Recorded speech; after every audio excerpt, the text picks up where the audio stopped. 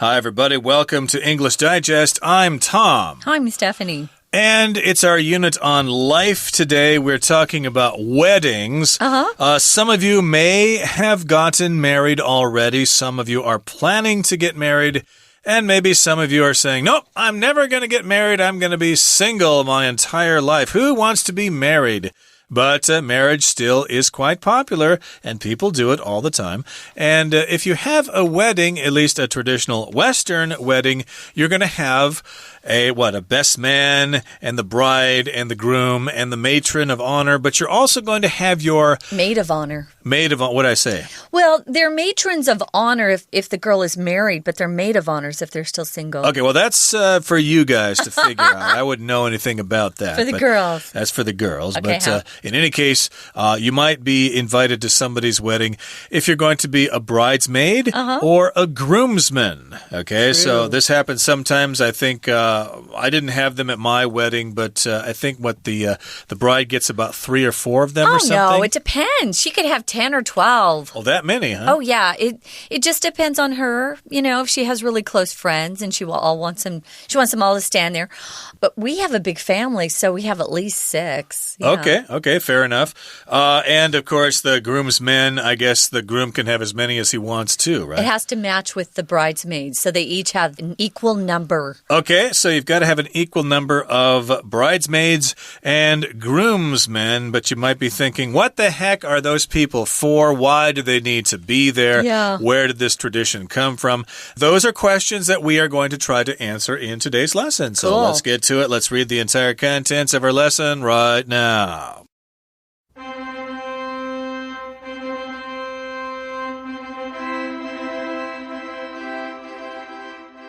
The soft music of the bridal march swells, and a hush falls over the guests in the light-soaked church. One at a time, pairs of men and women make their way down the aisle. At the altar, they part and await the groom and bride's entrance. To many people looking to tie the knot, these men and women, who are usually the couple's close friends or family members, are an essential part of the wedding ceremony. However, modern groomsmen and bridesmaids don't resemble their predecessors in the least. Their duties have significantly changed over the centuries. In weddings during Anglo-Saxon times, friends of the groom were known as the bride's knights. That's because these groomsmen had one crucial task to fulfill: make sure the bride made it safely to the wedding and afterward to her groom's house with her dowry and virginity intact. Sometimes they would have to fight off jealous suitors who might attend the wedding. As society changed, groomsmen's roles gradually evolved to include the duties they hold today, such as ushering guests to their seats, walking bridesmaids down the aisle, and attending pre-wedding festivities. Though the exact origins of bridesmaids, on the other hand, are largely unknown, there is speculation that the tradition of having bridesmaids may have started in ancient Rome, when a couple needed at least 10 witnesses to marry. As with present times, bridesmaids in the past dressed in garments similar to the bride. Yet this styling was initially for protection rather than fashion. It was believed that the bridesmaids' matching gowns would confuse evil spirits. Bridesmaids would also assist the bride in decorating for the wedding and typically help her dress on her big day, just as most do these days. Today, many men and women can't imagine getting married without their groomsmen and bridesmaids by their side. Okay, everybody, let's talk about the contents of today's lesson. It's our unit on life. The surprising history of groomsmen and bridesmaids. Okay, these are the people who accompany the bride and the groom at their wedding. They're kind of standing off to the side there. The bridesmaids look kind of pretty in those dresses, but the groomsmen just wear tuxedos and they don't look particularly special. But in any case here, let's talk about what could happen at a wedding here. In the first paragraph, it says, the soft music of the bridal march swells swells, and a hush falls over the guests in the light-soaked church. So I'm assuming they're talking about the bridal march here, which is from what composer? I don't know. You don't know? I really don't. A lot of those come from different composers over the years, but in any case, when you hear that music, you know that that is the bridal march, and it swells. To swell means to get bigger and bigger, especially if it's a sore. If you bump your arm against something really hard, ow! Then it will start to swell. It will start to get bigger and bigger because it's filling with fluid or whatever, and that can hurt a lot. And we've got this hush. A hush means a period of silence, like there's a kind of hush all over the world tonight. And in this case, this is a hush because everybody gets quiet because they're going to look at the bride as she comes in. Yeah, and of course they're describing the church inside as being light-soaked, just meaning there's a lot of bright light inside the church, which makes people feel like it's a happy occasion, you know. And one at a time, these pairs of men and women make their way down the aisle. A pair is two people together, so they've got a guy and a girl together making their way down the aisle. To make your way somewhere just means you're going there. It's as simple as that. It's not too difficult. Make way for the king. Sometimes they'll say that, which means you're in the way, so move so the king can walk through, make way. But if you make your way somewhere, you're just proceeding to go somewhere. And the aisle, of course, is the passageway in a church in particular, or anywhere. It's a passage between rows of seats. Could be in a building like a church or a theater, or on an airplane. If you're walking down the aisle, you're walking down that area where you can walk between the rows of seats. And if you want an aisle seat in the airplane, it means you're sitting in a seat that's next to that passageway or aisle. There are also aisles in a supermarket. Hey, where can I find Mexican food? Oh, it's right over there in aisle 5. You can't miss it. So here we're talking about the middle passageway down the middle of a church. That's the aisle. And then in front of all the seats is the altar. So at the altar, which is where the preacher usually stands during a service, in this particular case, that's where they're going to exchange their vows. At the altar, they part and await the groom and bride's entrance. Again, these are the bridesmaids and the groomsmen. They've already gone up to the altar, and then they kind of separate, they part, and then they await the groom and the bride.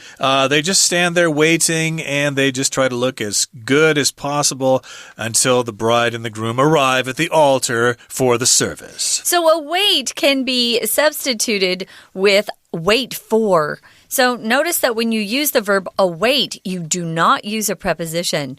Okay, so that's important. So many people looking to tie the knot, these men and women who are usually the couple's close friends or family members, are an essential or vital part of the wedding ceremony. If you want to tie the knot, it just means you're going to get married. So, we're going to tie the knot in June, which means someone's getting married in June. I actually have someone in my family getting married. Actually, it just passed, didn't it?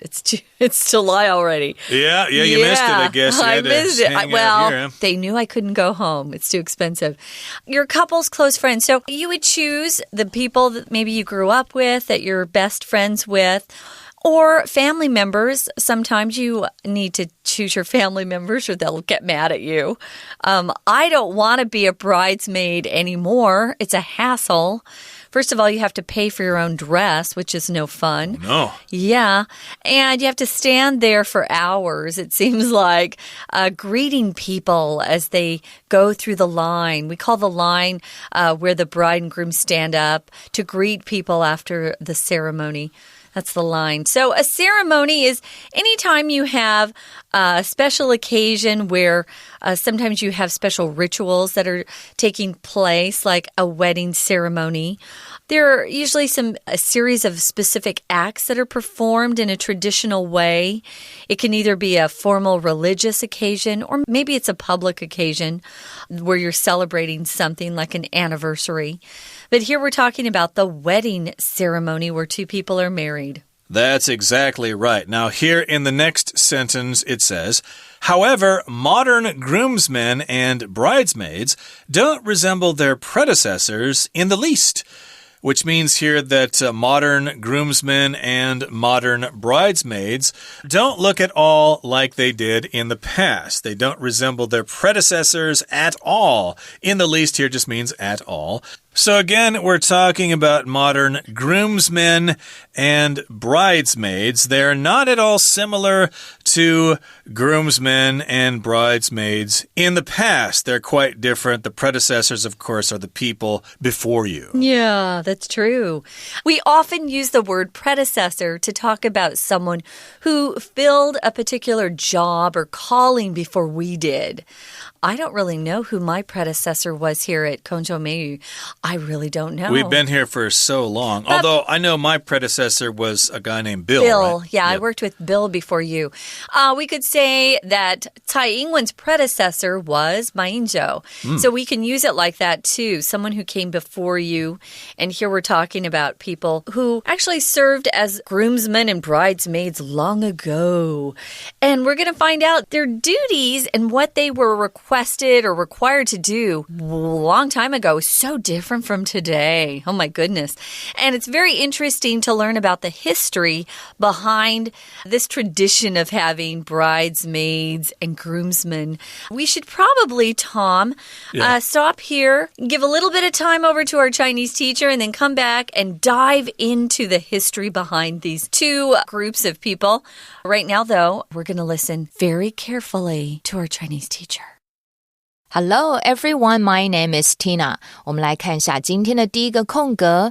At the altar, they part and await the groom and bride's blank one. 很明显的，在第一个空格前面是一个所有格，所有格后面放的是名词，而这里的主词 they 指的就是呢伴郎跟伴娘走到祭坛前面分开，并且等候新郎跟新娘入场。所以搭配文意跟词性，第一题的标准答案我们可以选择 F 选项的 entrance， 也就是有入场的意思。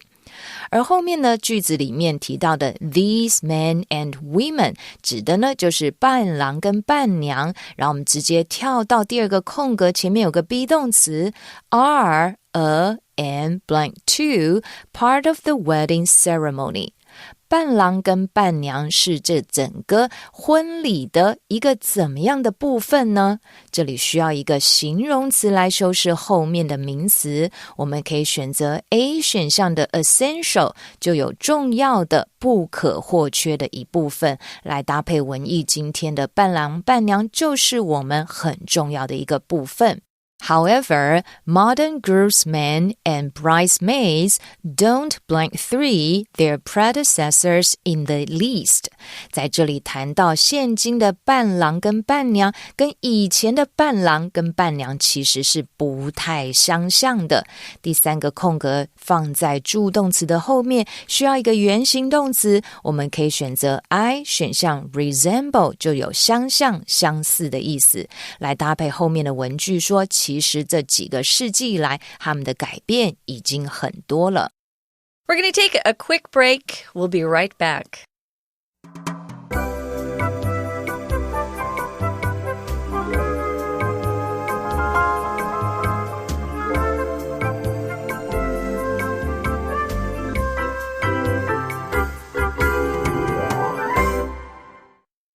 Welcome back to our program, everybody. Again, we're talking about the history of groomsmen and bridesmaids, okay? They're not at all like they were in the past. Their roles have changed significantly. And in weddings during Anglo-Saxon times, friends of the groom were known as the bride's knights. This is a period of England during the Anglo-Saxon times. I'm not quite sure exactly the times there, but this exists... 5th century. 5th century, okay. Up until the time of the Norman invasion of England, then things changed after that. But before that, it was Anglo-Saxon times. They were kind of Germanic people that lived in England during that time. So they had different kinds of traditions until the Normans came and kind of mixed things up a bit. But in any case, at that time, the groomsmen were called the bride's knights. Okay, a knight, of course, is a fighting guy. So my goodness, they had one crucial task to fulfill. The reason they were called the bride's knights was because they had this very important, critical, crucial task to fulfill. If you fulfill something, that means you do what you're supposed to do. You play that role so that everything works out fine. So this is one thing that they had to do, an important job they had to complete. Oh, yeah. Back then, it was a little rough, guys.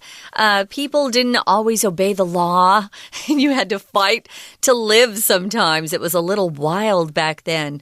So what did these groomsmen have to do? Well, they had one crucial task. Crucial means something that's absolutely essential. It's crucial that you do this, or I will die. It's crucial that you get this report in on time, or you may fail the class. So it's crucial if it's really, really important. And if you fulfill something, you complete something that you've been asked to do. A lot of us have particular duties at work that we have to fulfill in order to make our bosses happy. So fulfill something, you achieve it, you complete it, you realize it, you've done something that someone's asked you to do. So they had to do one crucial task. What was that? Well, they had to make sure the bride made it safely to the wedding. I guess people wanted to kidnap her or kill her, or maybe an old boyfriend would want to come and grab her and take her away before she was safely married. And after the wedding, they then had to accompany her to her groom's house with her dowry and virginity intact. Now, back then, guys, when women got married, their family would pay or give a lot of expensive gifts to the groom's family. So it was kind of a, I don't know, what would you call that? A transaction when you got married back then.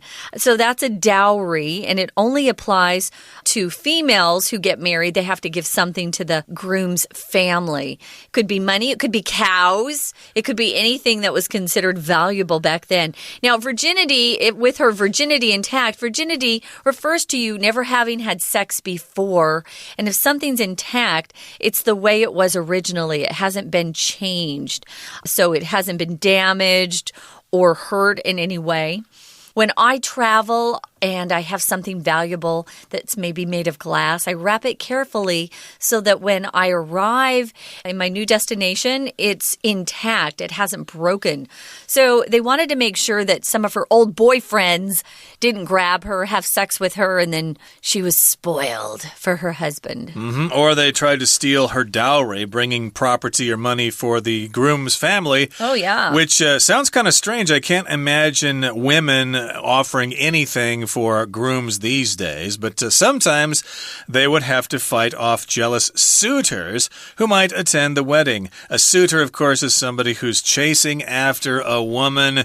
They really want her. They really want to be together with her forever and forever. It's kind of an old-fashioned word we don't use anymore, but that's what it was. Yeah, suitor. Exactly. And as society changed, groomsmen's roles gradually evolved to include the duties they hold today, such as ushering guests to their seats, walking bridesmaids down the aisle, and attending pre-wedding festivities. So they were no longer responsible for protecting the bride to make sure she got to the wedding okay, that she wasn't raped on the way to the wedding, or that she lost the dowry. You know, we can rely on the police for those things these days, and men are better behaved these days. They don't do those kinds of things. A little. So much. Yeah, not as much, yeah. But in any case, yes, now they've got new responsibilities. The groomsmen do. They usher guests to their seats. To usher just means to escort someone to where they're supposed to sit. So you accompany someone to their seat, right? Yeah. They also walk the bridesmaids down the aisle. Oh, you girls, you can't find your way down the aisle. We'll help you get there, no problem. And also the groomsmen will go to these pre-wedding festivities. Maybe there's some kind of reception or a little party or something. Bachelor's party. Bachelor's party or something. Yeah, they take the groom out and have a big party with him the night before because he's basically going to throw his whole life away the next day. Now, though the exact origins or how they got started of bridesmaids, we don't really know their exact origins. They're largely unknown. Largely means almost completely unknown. But there is some speculation that the tradition of having bridesmaids started way back in ancient Rome. When you talk about speculation, That's the noun form of the verb to speculate, which is to form some sort of theory about something, although you don't have any real evidence, you can speculate. You know, a lot of us speculate because we don't know the real story or we don't have any solid evidence. That's fun. There's speculation that this tradition started way back in ancient Rome when a couple needed at least 10 witnesses to marry. If you're a witness to something, you see something with your own eyes that you can later testify to. 见证 you can testify to, maybe in court or somewhere else where people need to know that something actually happened. If you are a witness of a crime, you might be called on to tell the police what happened and you saw it with your own eyes. Exactly. You're exactly right. You have told the complete and total truth. So yes, indeed, they needed these witnesses. At least that is a theory. It is some speculation. Now, as with present times, or just like the present, bridesmaids in the past dressed in garments or clothes similar to the bride. That's true. They wear garments that are similar, but not the same as the brides. I think sometimes they're just a different color, similar design, but different color. Yeah, bridesmaids shouldn't wear white like the bride. You want to have the bride be the one that everyone looks at, so her dress is prettiest. But the bridesmaids will have a color that the bride likes and has decorated the church with or where she's having a reception. Okay, yet still, this styling was initially for protection rather than fashion. So yes, in the beginning, it again was for protection for some reason. And here's the reason. It says, it was believed that the bridesmaids' matching gowns would confuse evil spirits. So if the evil spirits were coming there and said, okay, where's the bride? I'm going to do something bad to her. Oh, I can't find her. Which one is she? I can't tell them apart. They're all dressed the same. They're kind of stupid evil spirits, aren't they? Well, bridesmaids would also assist. Assist just means help the bride in decorating for the wedding. That's a lot of work, by the way. And typically, they would help her dress, put on her makeup, get her hair done on her big day. It's really, the wedding day is really about the bride and not the groom. It's the bride's day. But the groom still has to go there. He has to go. He has to show up, Yeah. And that's what they do for the most part these days. Bridesmaids will help, decorate or run errands for the bride if she's stressed out. And today, many men and women really can't even imagine getting married without their groomsmen and bridesmaids by their sides. But I was telling Tom during the break, I hope I never have to be a bridesmaid again. Yeah, well, my wedding was in a court, actually, so I didn't have groomsmen and bridesmaids. Oh, that's too bad. That's okay, because I would not have known who to invite anyway. But in any case here, yes, these things work out in the end. And a lot of people who get married absolutely have to have those bridesmaids and those groomsmen by their side so their wedding can get off to a good start, and they'll have a completely harmonious wedding and a completely harmonious marriage. There'll never be any arguments over money or questions of where to send the kids or how to take care of the parents when they get old and sick. Oh, none of those problems. Absolutely not. No. It's off to an existence of blissful happiness forever. It'll be heaven on earth. Right now, we're going to listen to our Chinese teacher. 接着我们来看到第4个空格 In weddings during Anglo-Saxon times, friends of the groom were blank for as the bride's knights. 其实呢，在以前盎格鲁撒克逊时代的婚礼，新郎的朋友是被称作新娘的骑士。在英文里面 be known as 可以来加上身份跟地位，代表是以这样子的身份著称。所以第4题我们可以选择 D 选项的 known 当做我们的正确答案。第5个空格 Sometimes they would have to fight off blank 5 suitors who might attend the wedding. 这些伴郎的功能跟作用就是要击退这些怎么样子的追求者，因为这个追求者可能呢会出现在婚礼上。当然这是嫉妒的追求者，搭配文意我们需要一个形容词修饰后面的 suitors， 所以第5题可以选择 H 选项的jealous 形容词嫉妒的意思。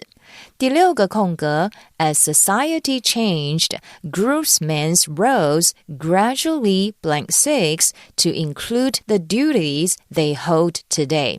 其实随着社会的改变，这些伴郎的角色也慢慢的怎么样，来包括了他们现在所看到应尽的一些职责。第六个，放在主词的后面需要一个动词，我们可以选择 C 选项的Evolved 就是有演变跟逐渐发展成为今日你所看到的伴郎。第七个空格 Though the exact blank 7 of bridesmaids on the other hand are largely unknown. 了解了伴郎的来源，但是事实上呢，这个伴娘的来源其实大部分是不为人所知的。第七个，我们可以放一个名词来放在形容词的后面跟 of 的前面。J 选项 origins 就是有来源、出处的意思。第八个空格的句子写着 As with present times, bridesmaids in the past dressed in blank 8 similar to the bride. 你有没有发现伴娘她们穿的衣服跟新娘穿的是怎么样呢？非常的相似，所以他们会 dressed in garments similar to the bride. 第八题可以选择 G 选项的 garments 其实就是有服装衣着的意思。为什么要这样子呢？第九个空格就告诉我们 Yet this styling was initially for blank 9 rather than fashion. 这样子的一个打扮呢，其实一刚开始是为了怎么样而不是流行。第九个空格我们可以选择 B 选项的 protection 是保护，其实伴娘穿的跟新娘很类似，是为了要保护新娘。第九个空格正确答案选 B 选项 protection， 原因就在后面的这个句子写着 It was believed that the bridesmaids' matching gowns would blank 10 evil spirits. 因为一般相信呢，伴娘跟新娘穿的很类似的礼服就可以让 evil spirits 恶灵怎么样呢？